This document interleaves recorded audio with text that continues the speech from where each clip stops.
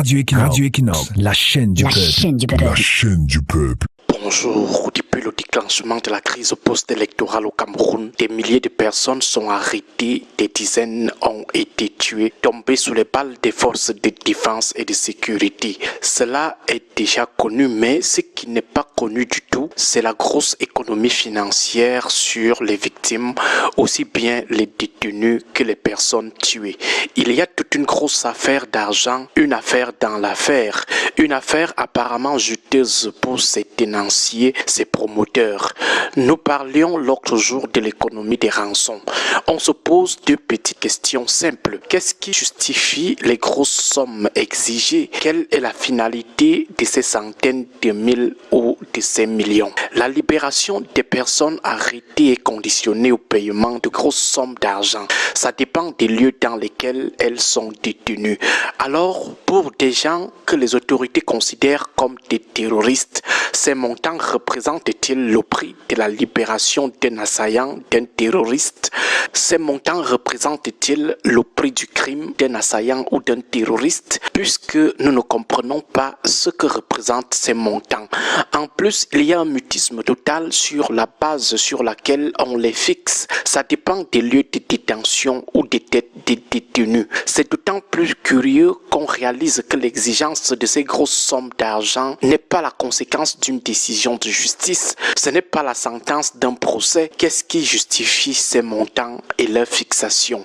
À côté des libérations qui sont possibles à travers le paiement d'un certain montant d'argent, il y a la libération des dépouilles de certaines personnes tuées par les forces de sécurité et de défense dans le cadre de la crise post-électorale.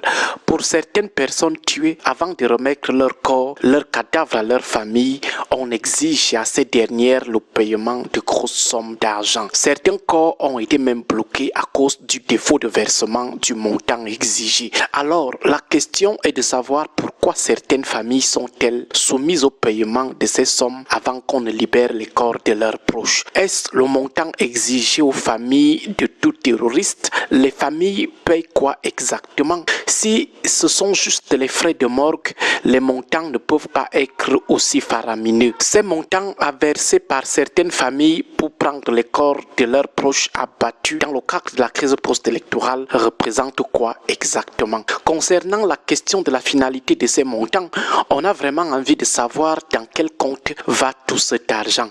On verse ça dans quelle caisse du trésor public? Il est important que les détenus et les familles soient suffisamment informés sur ces interrogations afin qu'ils sachent si on n'est pas en train de les engager dans une affaire illicite, si on ne les entraîne pas dans une économie illicite ou dans une escroquerie, une arnaque à ciel ouvert.